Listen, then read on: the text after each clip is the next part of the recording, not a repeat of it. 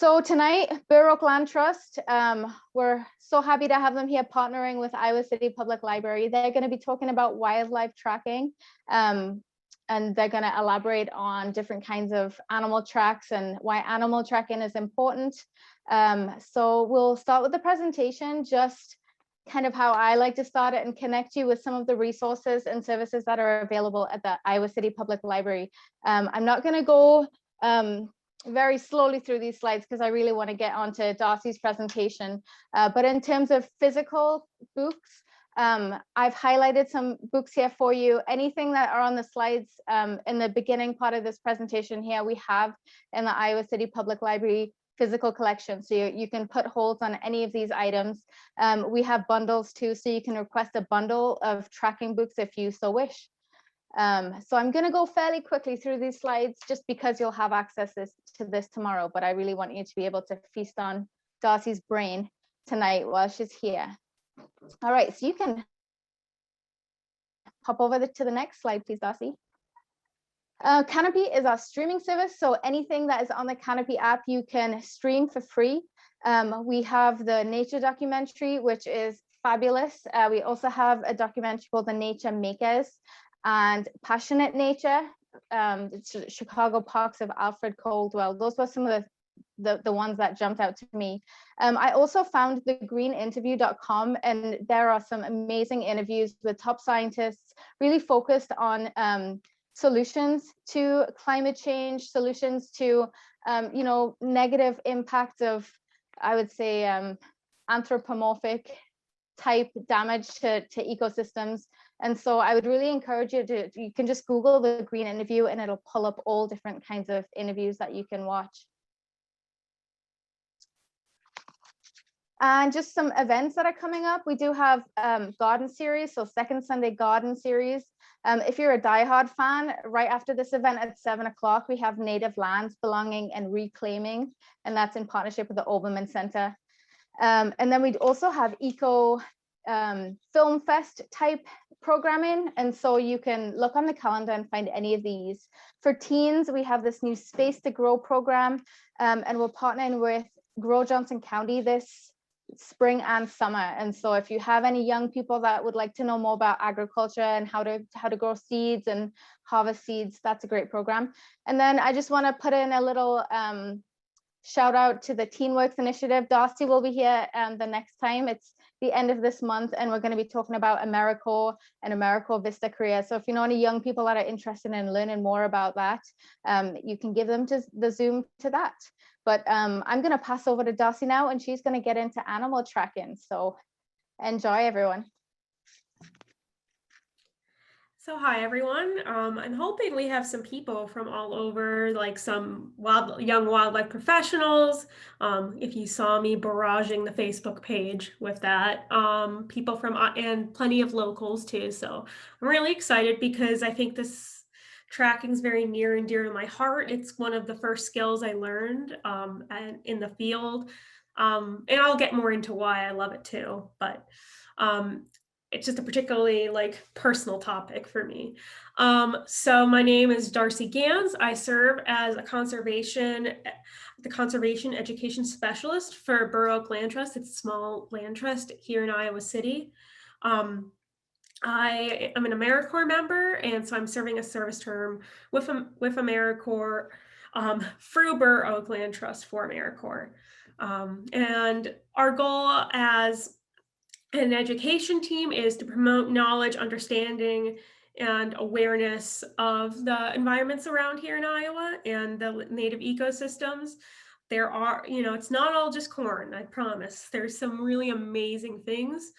And as an organization, we try to promote conservation, stewardship, and care for the land, and just knowledge of the local land. My background, as I mentioned, I grew up in Chicago. And when I say I grew up in Chicago, I mean a city. I mean the city. I didn't grow up in a suburb. Giant sin of the Chicagoland area. And I attended the University of Minnesota and I graduated last spring with a degree in wildlife and dual minors in communications and animal behavior.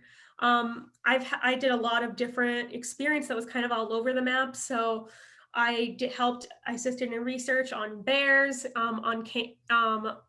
like, you know, on fishing anglers, all different types of stuff. And now I'm working more with birds, so it's all over the place, but I think that's a good way to go. And I specifically included I actually, part of the reason tracking is so near and dear to my heart is that I actually did a research project on it last year, specifically with the University of Minnesota's urban canid project. I chose to try to look at how, like, you know, it's easier to walk on more compacted snow versus very loose, soft snow. And if native canids, such as gray foxes, red foxes, and coyotes, would choose to use like more human created compacted surfaces than loose ones. And I was specifically trying to track those animals using sign and footprints.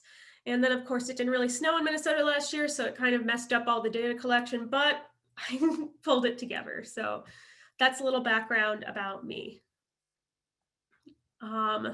So why track? Well, tracking, I think, is before, like, even I'll get more back to this in the personal section of this slide. But I think tracking is just a really incredible way to interact with the environment.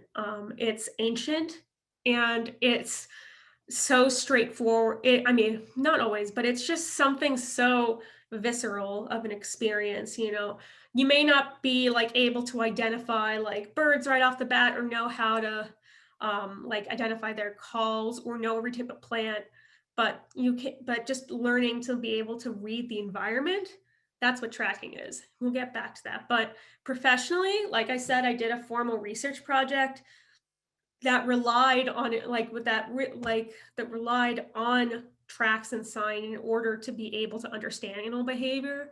Hunters are very familiar with tracking. Wildlife photographers will often track animals to obtain photographs.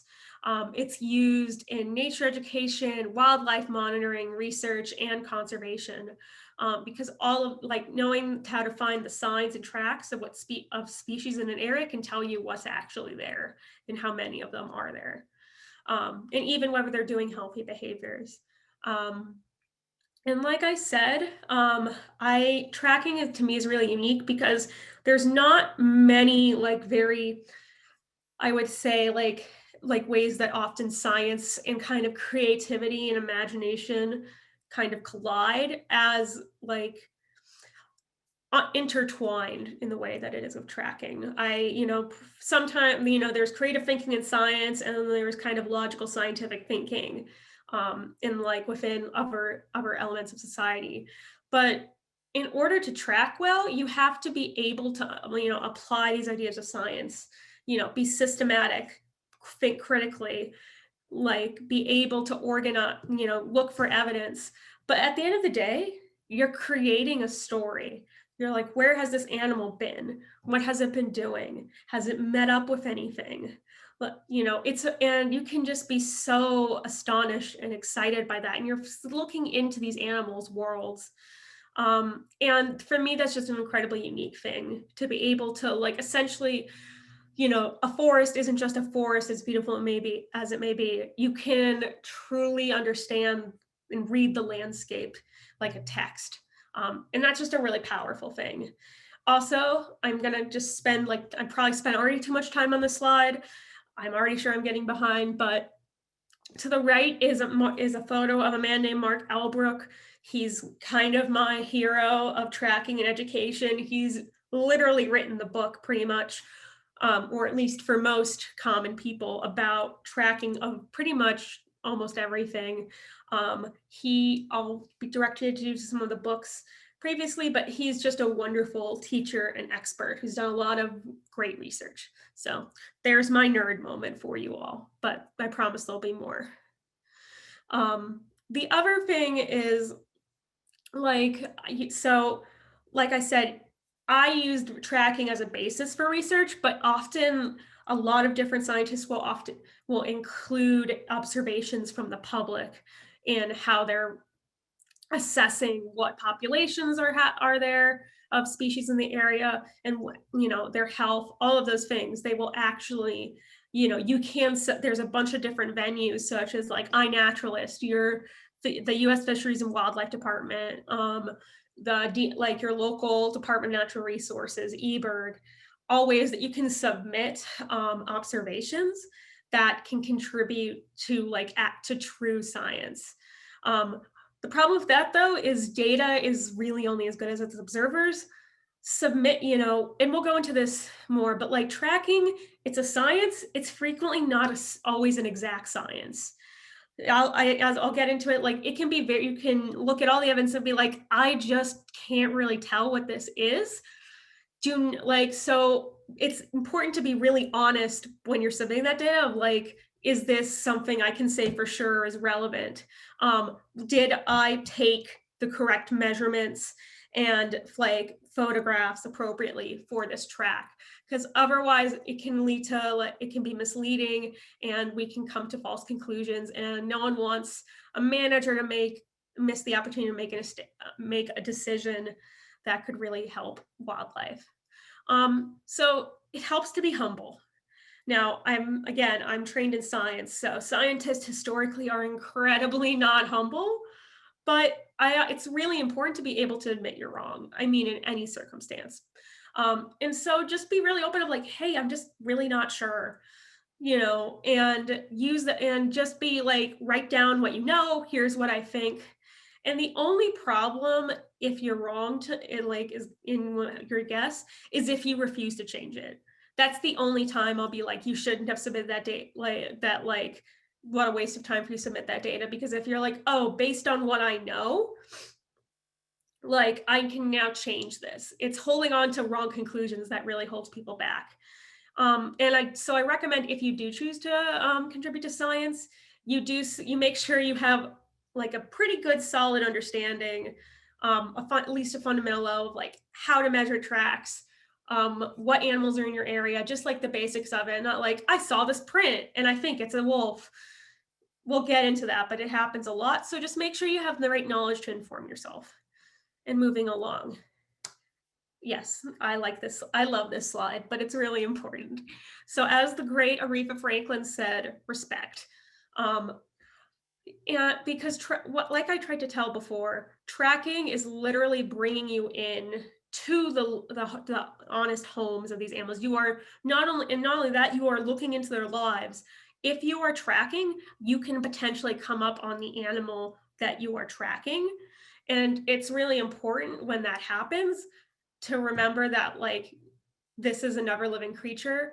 I think what's really important, and if you attended our nest box workshop, we reiterated multiple times, the safety of the animals you're observing is going to come before anything else. I know it's incredibly tempting to be like, oh, I want to come up on this animal and like take a picture with it. But the more disruptive you are to that animal, the more likely you are to have something happen, like abandoning young, that animal getting injured, providing just a lot of unnecessary stress to that animal. And you could also potentially cause an animal to attack you if it feels cornered or threatened, and no one wants to deal with that. And I can give you an example. So the University of Minnesota famously had a 2-part study on moose, because the moose have been declining in northern Minnesota for probably climate change related reasons. But it was 2-part. They were surveying adults and they were surveying juvenile moose. The first part was they were darting moose from helicopters, adding a collar on them, taking some measurements, and then going back up. But they were finding an enormously high death rate among the moose that they collared. And they're not entirely sure why, but the determination that they're going with mostly is that the amount of adrenaline and like cortisone and everything that was going through those animal systems, then being hit with anesthesia, and then being taken out after possibly having been run down miles too, probably caused them to just essentially die of exhaustion or an overheating. So that, and that was people, professionals working for the Department of Natural Resource doing it. And the saddest one was people looking for moose calves. So moose mother, like female moose or cows, will leave their calves in grass in a somewhat protected spot, and they won't move until the mother comes back, and she'll never be far away. So again, part of this project was looking at calves, and they were going collaring calves, taking a bunch of measurements, and they were finding that the mothers were abandoning their calves.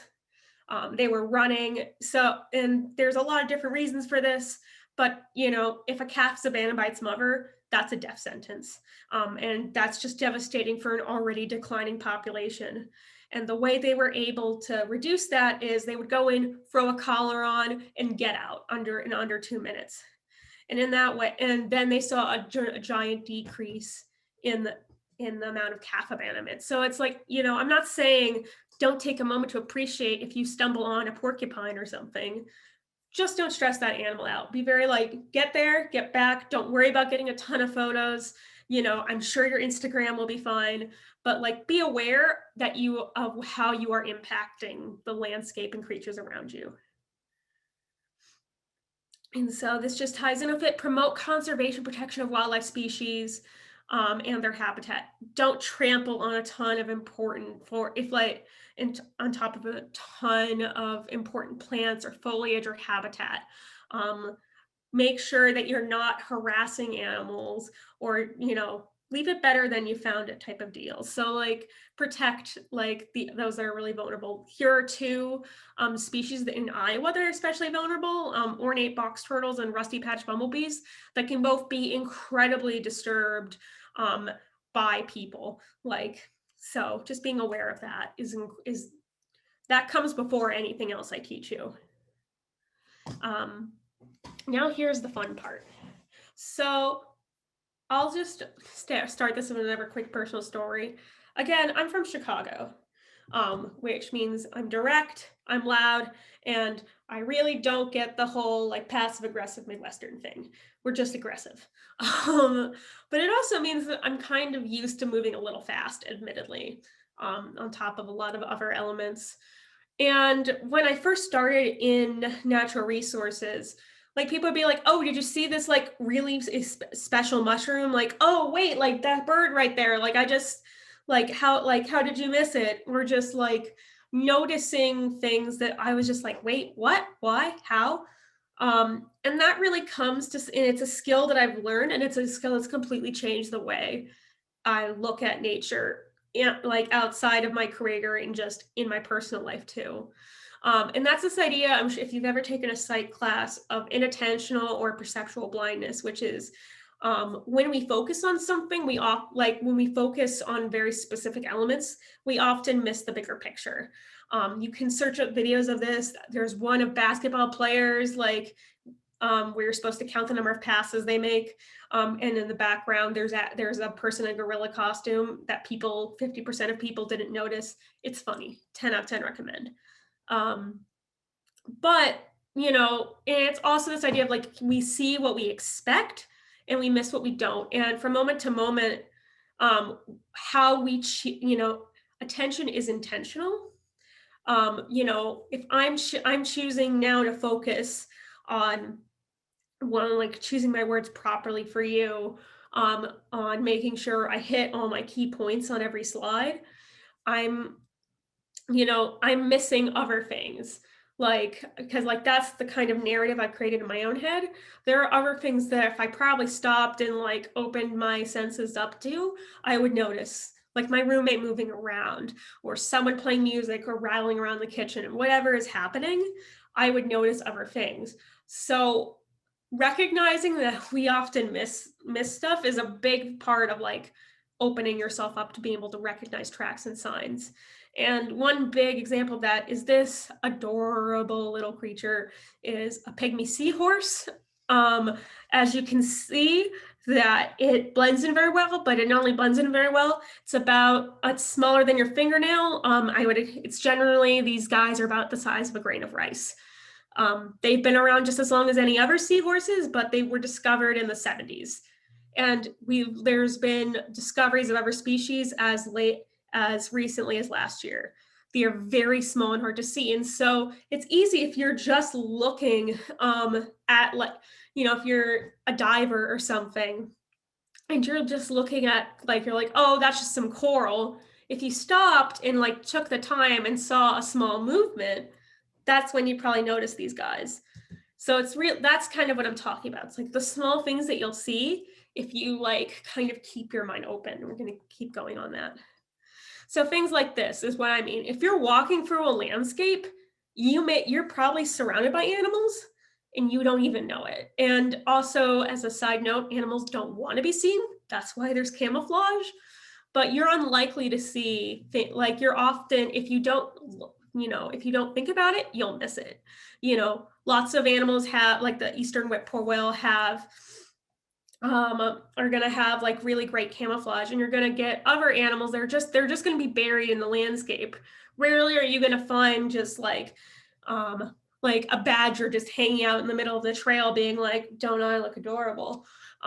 They're going to be out in the habitat. And so it's the ability to recognize that. And that's where we get to the idea that I've been hinting at as baseline versus disturbance, which is if you look at any landscape, there's kind of like, it's organized chaos pretty much. It's like, yes, I'm in a forest and it's not like all the trees are in perfect rows, but there's a pattern to some degree in how those trees are distributed. And the ability to like be able to spot where a track or sign is really going to be based on your ability to be like, see where those smaller changes, like where the small disturbances or oddities in that habitat are going to be. So if you look, and I'm just going to minimize this to make sure that everybody can see, these are two great examples of that. And actually, let me back up. So the idea of actually, I'm going to keep going with this. Sorry, chatter in my own head. These are two great examples of how you can, if you look close, if you just keep your mind open on the landscape, you'll see small changes. So if I was looking out at a pond like this one, and I'm like, okay, there's kind of a pretty consistent pattern of duckweed, but all of a sudden there are these two kind of straight-ish lines that definitely, I can't say occurred naturally. Those are duck feeding trails from dabbling ducks. If you look down here, like this may just look like a bunch of cracked mud, but if you can see the drag marks actually of the shell of a tortoise, like going as kind of this wavy pattern through the middle. So it's these little things that if you like learn to open your mind, you'll be able to notice. And that's this real idea of broad to narrow focus. So the idea is that you look at the landscape and you start from the broadest point and then narrow down to the smallest. So let's say, for example, I was thinking about that pond. Okay, where am I? I'm in Iowa. I'm in eastern Iowa, and I'm by a pond. It's a pretty marshy habitat. I know there's freshwater fish living in there, and there's a lot of there's a lot of duckweed on top of the water. These are all like, so that's my broadest terms. And then I'm going to be like kind of just keeping my mind open, looking around. Okay, well, now I'm seeing some like non-random patterns. I'm seeing a disturbance of like a straight line on the top of the water. I hear a splash or something like that, or I see bubbles, something. Or like even just movement near the top of the water. These are disruptions in a pattern, and then I can begin to look around. And then once I look at that, like what that disruption is, I can kind of begin to slowly zone in on what that track or sign is. And I can start like looking at the clues that are around it, taking measurements of it, and really focusing on the little details of it. And I love this graphic to kind of think about that. This is it's a psychology joke, which is the whole idea that, if you only look at one small part instead of the bigger picture, you're going to get it wrong, and we'll get into kind of how you can be misled in a sec. But essentially, like it's the ability to go from this broad to narrow that's going to allow you to interpret and really come up with fairly accurate, informed observations. And so I like to think of this as like use the details as if tracking is like reading the landscape. The details are the words, and you can then put them back together, form sentences and paragraphs. It's this idea that you take what, you go back out, you go from broad to narrow, and then you can use all your evidence to figure something out. And if this sounds confusing, I'll give you an example. So this is one of our lovely properties. Is Belgium Grove, I believe. So we've got a lot of tall grass here, as well as marsh. And I'm like, okay, there's a pretty clear path. Like, here's some it's an open space, lots of grass, maybe there's some pockets there, but like generally I get, the disorganized chaos element of it. And then I look at the grass and I notice that there's, again, this disturbance of these kind of lines. They're curved, and they're pretty distinct. They're parallel to each other, and they're pretty wide. So, okay, so now I'm going to start focusing on this disruption. I'm going to be like, well, before I even pull in, I'm going to be like, well, these are pretty wide prints. The gait is very wide. Looking, it's not a narrow gait, so it's either a big animal, or a very low, wide one.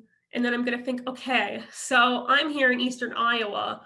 What are my options of animals that could be? Could be a deer, but I don't think a deer would make as wide prints, kind of trails as I have here. It's spring, so like it could be a bunch of different animals. Nothing's hibernating. It's not going to be like a muskrat again, because that's not going to make that big a trail. And so I'm going to start kind of looking through my mind of different possibilities of it. And then I can zero in onto the grass, be like, okay, this compacted grass has dew on it. So the parts of the trail, so this isn't like that it just was made. This trail was probably made yesterday or the day before, because it's been able to collect dew on it. And just based on all of that, I could come up with a conclusion like, hey, I think this is a badger that would match what I know is in this area. It's got a very low gait, it's a very wide animal, and it would make sense that it would be in this habitat headed in the direction that it is. So that's what I mean from broad to wide focus. And so I can pull the badger probably went to the pond, or down toward the pond, depending how the trail's going. And then it used that, and then it returned to its burrow, or it veered off to go hunting. I can use all of the information I have to put together a story of that behavior. Okay, so this is the part of my presentation when I originally was like, I'm going to be talking about signs and I was just like, but there's so much, because animals have signs really created by whatever specific animal you're looking at. And there's so many unique behaviors and creatures that live in North America that there's just a million different types of sign. You have scat, which is poop, obviously, and then you have, which can also include urine sometimes, or mute in birds. You have tracks, as we'll get into. We have scent markings, which can also include urine. Lays and beds created by animals. Dens nests, kill sites. Scrapes, which are generally animals clawing at trees or wood or soil. Chews and browse, which is going to be things that an animal has partially eaten. And bones, which is, either you might have a kill site, or, you'll find remnants of an animal that previously passed away. So I won't highlight every photo, but these are squirrel shoes. So those are those are nuts that a squirrel has shelled and eaten. You might not be able to see, but I could look, if I was looking at this landscape at a glance, this might look natural, but I can see that those mud and sticks that make up that divider and create that still water, that matches up perfectly with what I'd expect for a beaver dam. Which is completely unique to beavers, and like I said, there's a million different things. You can have mounds, you can have depressions in the grass, partially eaten food, bones, burrows. It's incredible all the different types of things you can have to tell you that an animal has been there. And here are like, I kind of have been referenced this before, but think about, there are some factors to use when you're trying to figure out what's around. Where are you in the country? You know, you might have two similar prints of like these of ground squirrels, but if I know that if I think, okay, well, I know that this one lives if I know that, okay, well, it can't be this one because it lives in California. Its range doesn't go all the way to Iowa. It's not going to be that species that has a range that ends before Iowa. Time of year. Well, it's probably not a bear track if it's the middle of January type of thing. You know, if it's hibernating, then that's not what you're going to be looking at. Habitat. You know, certain species need certain types of habitat. You know, if you're talking about a badger, again, like they were like really sandy, like, you know, soil that they can dig through to be able to create burrows and find food.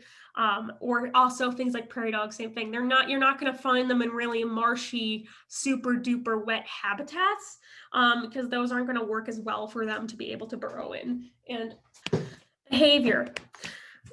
So, you know, helping to know what an animal like what certain animals do can help you recognize these things. So one thing that I always remember and took to heart from when I was being trained how to track was porcupine shoes. Porcupines will chew off bark to get to insects and also to eat the phloem of the bark and everything. And so knowing that they had that behavior, when I could see it on those trees, I'm like, okay, so that's probably a porcupine based on the pattern. And knowing that there are porcupines here. And rarity. So this is a big thing. Listen, I'm from Illinois.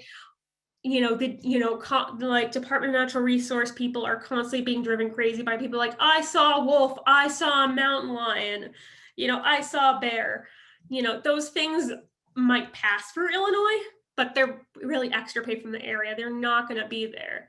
So if I were to see, you know, so it's be about like, how likely is it that thing? So this is a great example, claw marks on a tree in Wisconsin. Well, I can use the height and everything of those claw marks and their width, but on some level, I'm like, I can say it's not obviously a house cat, but it's probably not going to be a cougar either because those really aren't going to range that commonly in Wisconsin. So it's most likely going to be a bobcat. These are just things that you can use for yourself. Skulls.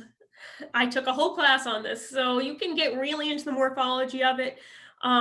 You can use teeth to help, like, as a really big thing to help you identify species. If you want to get technical, you can count them.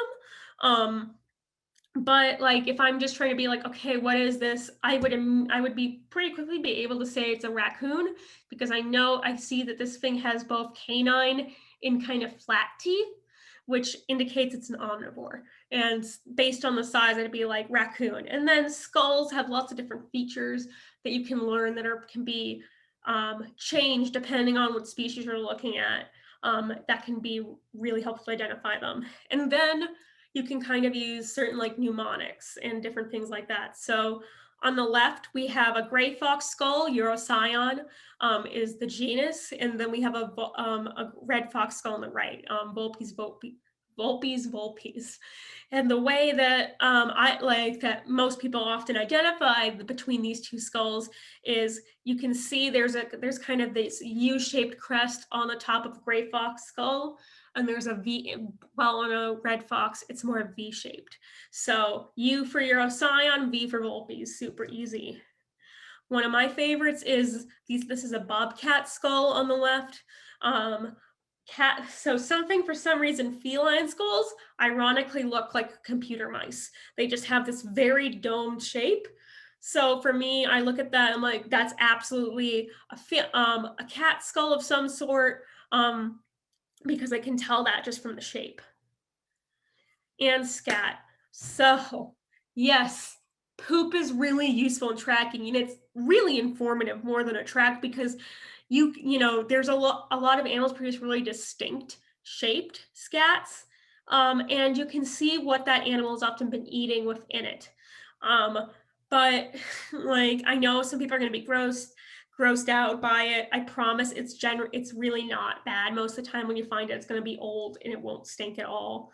Um, but that being said, my dad I told my dad I bought a track guide a long time ago, track and sign book, um and for my dad's Amazon account, and to this day, including today when I mentioned that I was doing this workshop, he's like, oh, so you're going to be talking to people all about poop? Not really, but like some people never get over it. But I personally find scat incredibly informative.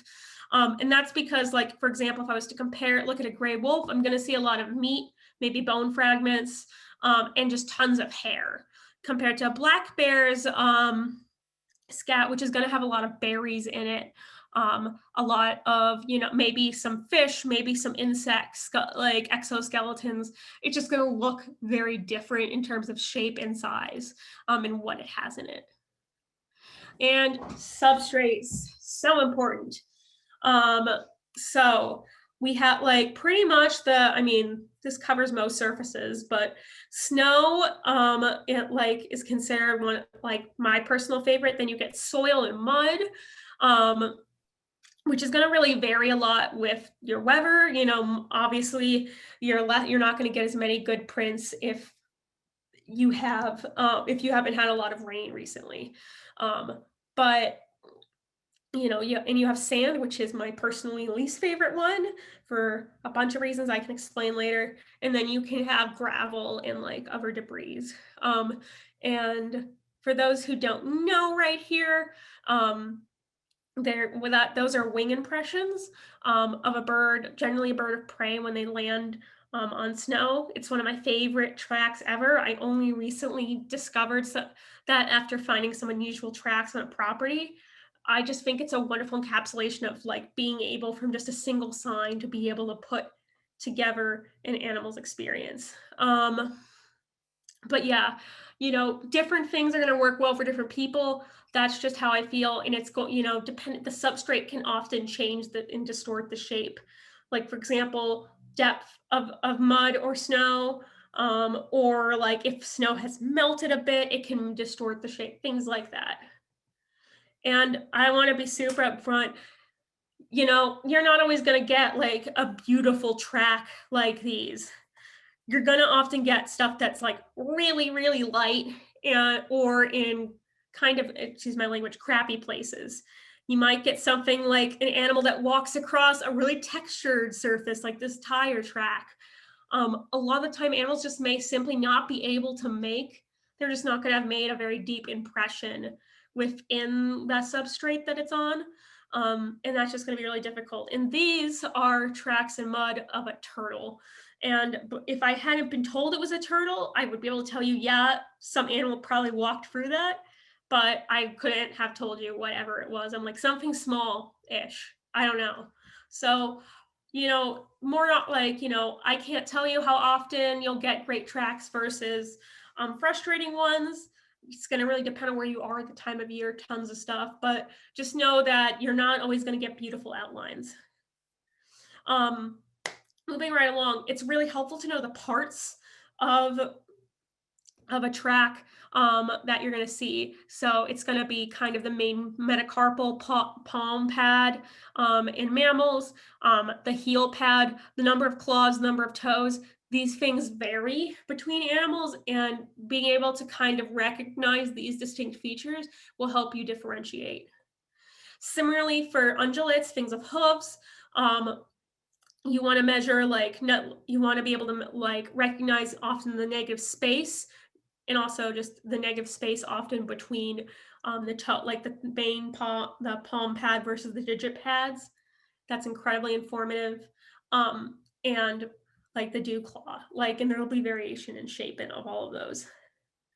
And so you want to be able to ask yourself questions And I won't go through all of these, but being able to be like, okay, so what is the shape of the palm pad I'm looking at? How many toes does it have?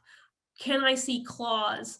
Um, is the track asymmetrical? Is it round? Is it more pointed? Like all these different things are going to tell me information. Um, and so so you may or may not have heard the term dichotomous key. That's what I strongly urge you to kind of informally create in your head. If I like this idea of if I see this, then I know it's going to be this. And if I don't see that, then let me go to my next thing to try to narrow it down. I can tell it's a like some form of canine, but so because it has claw marks, which we'll talk about in a sec. But then how do I narrow it down? So kind of creating this like yes or no element can be extreme, just in your head, it can just be extremely helpful. So for example, just moving along because I talk too much, as per usual. Canine and feline, cats can retract their claws, so you're not going to usually see claws on a cat track. You will for a dog. The base of the palm print. So here you can see there's kind of two lobes right here on a dog print. And then while there's kind of more free distinct lobes on a cat. However, and I'm not going to deal with going in between for like, believe me, I did it enough last year when I was tracking, foxes and coyotes. You can use other subtle things to tell apart, dog paws and cat paws, but sometimes you're really just not going to know, especially with dog paws. I truly hope some of the time, some of it like that I never tracked a dog, that I only tracked coyotes and foxes, but I can't guarantee that. That's going to be like, you're going to have to, sometimes you're just going to have to be unsure. But also like kind of just recognize where you are. If you have consistent canine tracks following a trail, it's probably going to be a domestic dog. If you see them out in the middle of like uninterrupted in the middle of a field, well, then it's a higher chance that's a wild canid.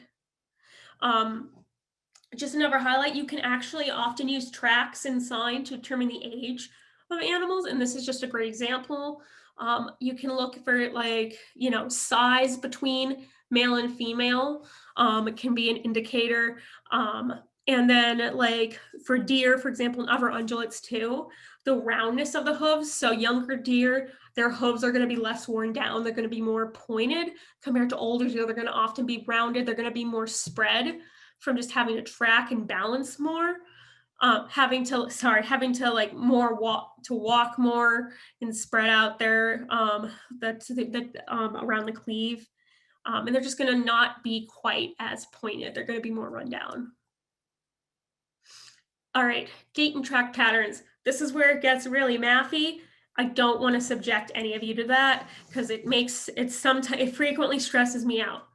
But you can use the pattern of the way an animal moves to often learn more about that specific species, as well as see kind of what it was doing. So when I talk about gait, it's like essentially how the four limbs of that animal are moving. It's not necessarily a description of a specific track pattern. There can, I can say an animal is galloping, but it might not be galloping at full speed. It's going to change with the terrain, with what that animal was doing, specifically like what its behavior is, and it's just anatomy. So things like that are going to just like, you may be running, but you're going to run a lot slower over deep snow than you would over really compacted hard snow, for example. And so this kind of helps to visualize it. So these are kind of the main walks that you see among animals, and you can break these down further. I always like to think of between, diagonal walkers, like deer are going to often have two prints that meet one another. Their back leg will step where their front leg on that side just was, to kind of create this diagonal pattern. Pacers, just like regular walking, forward, but like front foot steps forward and then the back one like follows right behind it and at the same time. Bounders tend to have like these square shaped prints, like of where all of their feet are hitting the ground versus gallopers are a little more diagonal. So here are some animations. We can kind of see how those footfalls differ. You know, just in terms of the speed, even if the movement is incredibly similar, that's going to affect the distance between tracks in a bound, like how you're going to have the feet coming down in different orders in different distances. So this breaks down kind of like when you're measuring gait, you're measuring either from the back of the palm print of one track to the back of the palm print another. So that would be like here to here or toe to toe. You want to keep it exact. And to the right is just a good example of how sometimes gait can help differentiate between species. If I know I have a cat, but I'm not sure what type of cat, and I'm in an area where bobcat, lynx, and cougars I've known to be, such as far north Minnesota. Depending on how big the gait is, I can estimate, well, if it's too big, it's probably not going to be a bobcat, but it could be a lynx or a cougar, type of deal. Whoops, too far. Tools of the trade, basic stuff. So like there are small rulers you can carry around, lots of people use. People will carry on measuring tapes. And then there's improvising, which is also acceptable as long as it's just like, something that there's a pretty standard size for. You'll see a lot of photos of people hold with coins next to things because that's a very standard thing. But, if you don't have your ruler, it's totally fine. I will warn you that sometimes that, you're going to want to use kind of the qualitative as well as the quantitative. For example, again, if like, I know that I have like eastern gray squirrels and red squirrels in the same area. Maybe I can differentiate them, and they're both have roughly the same size tracks. If I can look at the different position, if like I'm like, oh well, red squirrels hold their toe in a different, their far right toe in a different position than eastern gray squirrels, that can be a differentiation thing. And if you do plan to take photos of tracks for research, always make sure that you include a reference measurement item in the photo, whether that's your ruler, your measuring tape, or your reference item, your improv one. Just because like there's so many times where I see a track, especially of tracks of similar looking animals, and there is no size reference. And I'm like, well, I can't, it leaves in a lot more options to not know how big something is than like it would if you just gave a specific measurement. So this is just a basic idea of how you track measurements. Obviously, like measure tracks, not track measurements. It's pretty intuitive for most mammals with paws. If you have an ungulate with like cleaved hooves, you will skip the dew claws. You will just measure the width and length of the main hoof. This is further, if you want to get into real details that I will not force you to do, but you can actually help measure the depth of the track because that can indicate weight and the size of the animal. So for example, gray foxes are a lot lighter than red foxes. So they will often make less deep of a track comparatively. So it's a good way to think about it. And wrapping. Okay, so I may have rushed that a little bit, but I got scared I wasn't going to be able to talk to you guys about everything. But I think we're back on track, so I'll stop talking so fast now. But I don't want you guys to think that you can only track only track mammals. You can track birds, and we'll talk about how you can track reptiles. And unfortunately, in this presentation, I wasn't able to get. You can track insects, which is pretty cool. But I'll just try to hit on birds and reptiles super quick. So you can use tracks for birds. Then there is some distinction. So like heron tracks are very distinct. They're gonna have very long tracks, very like big tracks with long toes.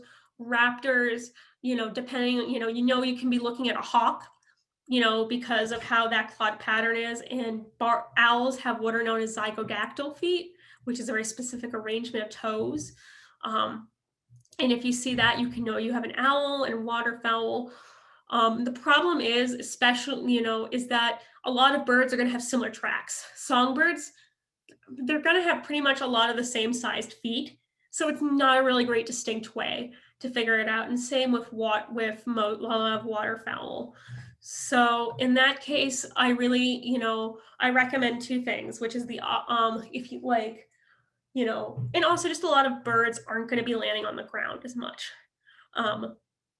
So I recommend using other tools. So specific behaviors, such as like woodpeckers, some species like the sapsucker have really distinct patterns that that they'll use on a tree in terms of like how they retrieve food. Others will cache food, like this very abused poor tree here that a woodpecker is storing its acorns in.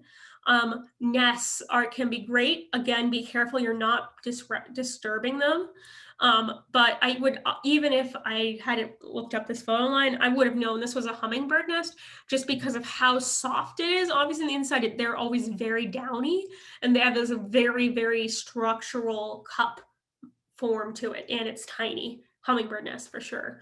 And then blue jay feathers. Feathers in general. This is a blue jay feather though. I want to be clear also, because due to the Migratory Bird Act, you cannot pick up feathers or anything to do with birds and take them home. It's the law, and I don't want any of you to break it. So just note that, but you can take a look at these feathers, and often they'll have distinct patterns you can use to identify them. So let me keep going. Reptiles. So you can track reptiles, and it can be super duper cool. Snake sheds, turtle shells, burrows are great. The problem with reptiles that can make them incredibly difficult to track is that they're going to be small most of the time. This is the end of a toothpick next to frog tracks, and the frog tracks themselves are a collection of dots. That's hard. That's hard to notice even with you trying to keep an open mind. Same thing with scat. That lizard scat is about 1 centimeter long in the desert. So, even for a well-trained person, it's gonna take a lot of work to to recognize that within a broad landscape. Doesn't mean it can't be done. And if you're really attuned to it, you can definitely find these things. It can just, it's just tougher. Resources. Books and reference guides are great. Not all of these are great to take out in the field in terms of lightness, but in terms of learning these things, they're great. So like I said, my bae, Mark Albrook, he's on here a lot. I have the first edition that I have abused pretty badly of his Mammal Track and Signs book. The second edition is great also. Both are super solid. The practical thinking is great if you're interested more in looking at trailing of animals rather than just the tracks.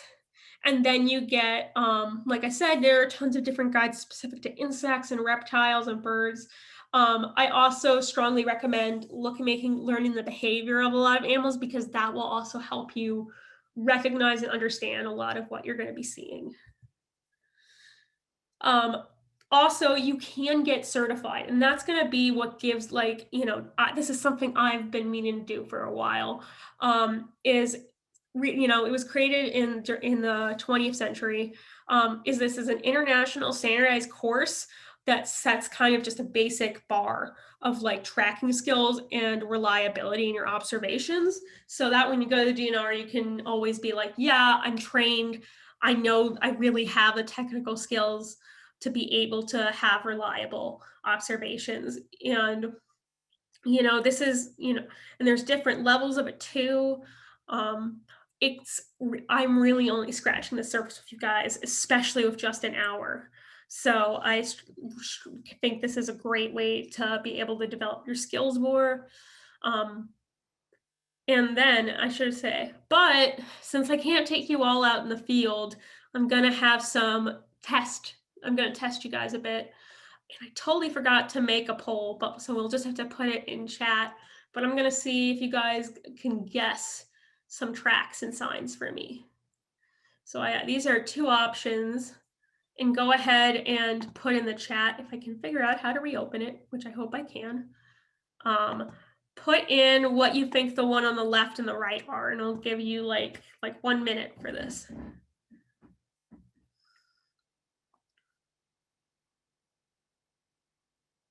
And just remember, keep in mind really those skills they taught you up front about like really looking at the whole picture and what you're seeing.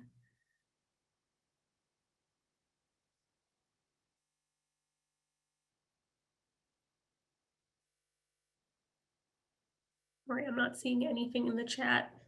So we're just gonna keep moving along. But so here we go, if it'll let me. Thank you for your honesty. Okay, so lizard, I did actually get some answers. So yes, frog, lizard, so we have toad tracks over here. So right, I did just show you a bunch of dots in sand. So that's correct. This is a toad. Now, for my really smart people, and this is tough, like this is trying to get you into the mindset. You can probably see there are some bird tracks near those dots around there. Wait, so that would be hint number one. The other kind of more abstract idea that I would say you can see is just the dots are very different. The dots on the left here, they're kind of forming pretty consistent, like single dotted lines, rather than kind of the more clumped dots we're seeing here. So together with that, I'd be like, okay, well, this isn't really forming the clustered clumps I would expect to see in a frog. But with plus of these bird tracks, I could be like, oh, this sand, like this particular moist sand, I'd be like, it's probably some type of shorebird probing for food. All right, next round, and I will actually set timer and be organized about this one. So this is scat, and like remember what I told you. So these are pretty similar shapes. And these are both mammals. I can give you that. And they're roughly about the same size. So I'd really look at the contents and texture to try to figure out what they might be. These are both things that are native to Eastern Iowa. So ready, set, and go. Submit those responses.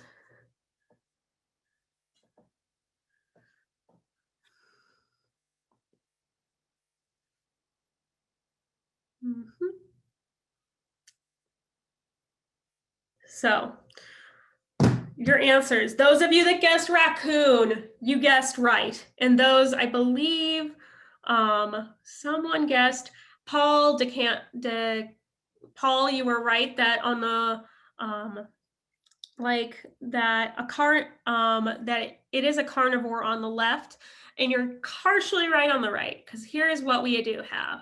We have a river otter and we have a raccoon.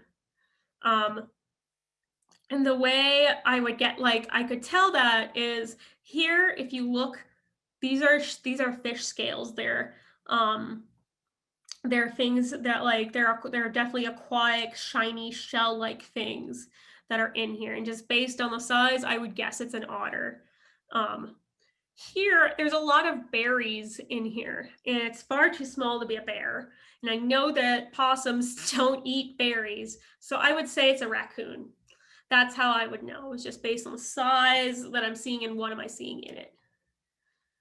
All right, and then I want to make sure we all wrap up on time. So I love this quote a lot. There's a lot of really poignant quotes out there about tracking and the history and love that goes into it. But I just love the concept of the earth is a manuscript being written and unwritten every day. It's just a really beautiful quote, and probably the perfect one to summarize our partnership with a very complementary subject for us, for Burr Oak Land Trust, to do with the library. And so I leave you with kind of these 3 core points. Observe carefully and think critically. Use evidence and keep an open mind. So scan your environment, look for those little disturbances, be detail-oriented, and be detail-oriented when you looked at the tracks too. Like little things like, can I see things that proper, like indentations of hair? Do I see bird tracks by those holes? Or what pattern are the little holes I'm seeing in the soil? Really use that evidence to inform your story. Be patient with yourself. This stuff is not easy. It's not necessarily intuitive. It's a difficult balance between art and between imagination and science. And like I said, it's literally learning to read. You're learning to take these little elements and make them into sentences and paragraphs worth of information on a species. So be patient. And everyone goes at their own pace, and who really cares if someone else is learning faster, as long as you're getting joy out of it. And use both like evidence and like of what you see like in the physical print and sign, and your background knowledge about what lives in your area, about the animal's behaviors, all of those things to come to your final conclusions. And if you have further questions for me, my contact info is down in the lower left. And we also very proudly at the Baroque Land Trust have a lovely track guide that should work for a lot of Midwestern states, certainly states like Missouri, Illinois, and Iowa, of course. It's a track guide designed by a really talented girl who works as the conservation education specialist at Baroque. Pretty fantastic quality information that skips a lot of the BS that she had to sit through when she was being taught how to track. And once you get the presentation, you can literally just click Iowa Mammal Track Guide and it'll directly take you to that link. And that is all I have. So I would be thrilled to take questions at this time for anyone who has them. If I can find where the chat went. Here we go. I have a lot of trouble typing on the chat on my phone. So can I just verbally ask you a question? Yeah, let me just stop screen sharing so I can see like who's talking to me. But yeah, go right ahead. I'm Janet. I'm here in Iowa City. I just wondered, you shared a few stories about people getting into trouble when they're tracking or trailing an animal when they come upon an animal. Can you share with us some of your experiences with that and how you, have you ever had any dangerous experiences along those lines? I haven't had a ton of dangerous experiences, which I'm glad about. And I want to be clear that, it's, the whole, like people think, oh, bears are dangerous. People think, if I encounter a mountain lion, it's dangerous. But like the amount of times, if you actually looked at how many people are A, attacked at all, or B, like seriously injured by an animal, it's really, really rare. It's a lot of energy and risk of injury to an animal to attack. So it's probably not going to happen. And for the record, black bears, which I did studies on, are really scaredy cats. They're small, they're not that big, and they would rather climb a tree than confront you. Dangerous experiences I've had, it's dangerous anytime you have an animal, especially under anesthesia. I've handled, I took a course last year on wildlife immobilization, where, if you were to knock out an animal, they can wake up suddenly. What I've seen more is stressing of animals, such as encountering a ground nesting bird's nest, like a killdeer, and having her perform a broken wing display, and being afraid that if I can't get out of that area fast enough, she might abandon her nest. It's rarely dangerous for me. It's much more dangerous for the animal. But it's a good question. So I always just think, and I see people do this. I've seen plenty of videos of like people holding a frog while it's scared and putting stress on an animal, or just like, hey, here's this bird that's really stressed out and I'm going to take a video of it being stressed out. It's usually more dangerous for the animal than anything else. Rare, and I would say if you are worried, if you're lucky enough to find bear tracks or something, if you start seeing signs like recently eaten food or recent scat, go ahead and stop trailing that animal, because you don't want to go up into its space. Let me see. Thank you. No, of course. So trivia overlords, do you have any recommendations for areas that might show some good variety tracks? Admittedly, not as much for Iowa because I did my tracking and most of my tracking in Minnesota.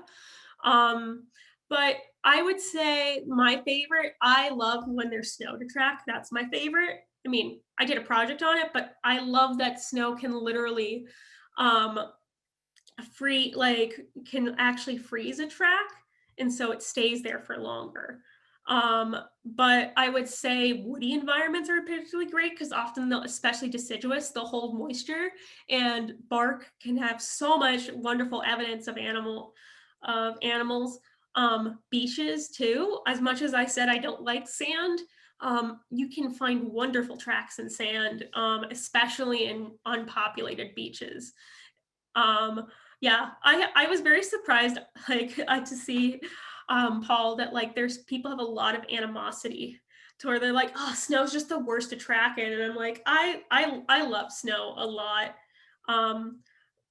to track in, and I look forward to it every year, because it's just such a beautiful time capsule. I mean, there's no other surface you're going to get an impression of a bird landing on prey. So that's my opinion. So I don't know as much. I couldn't tell you a specific park in Iowa, but yeah, just kind of go by feel. And, sometimes you'll discover lots of stuff in places you never expected. Are there any other questions? Or do you all just want to go do something else? Because I've overloaded you all with info.